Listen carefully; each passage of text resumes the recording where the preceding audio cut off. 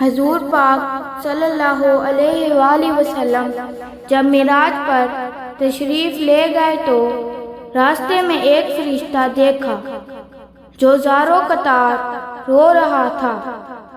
آپ صلی اللہ علیہ وآلہ وسلم نے رونے کا سبب دریافت فرمایا تو اس فرشتے نے عرض کیا، اللہ تعالیٰ نے مجھے ایسا علم عطا فرمایا ہے جس کے ذریعے میں بارش کے قطروں، ریت کے ذروں، آسمان کے تاروں،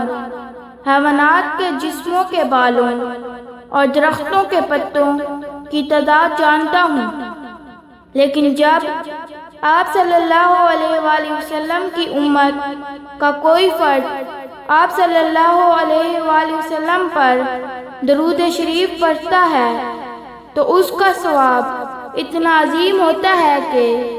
وہ میرے شمار میں نہیں آتا۔ میں آپ صلی اللہ علیہ وآلہ وسلم کی امت کے لیے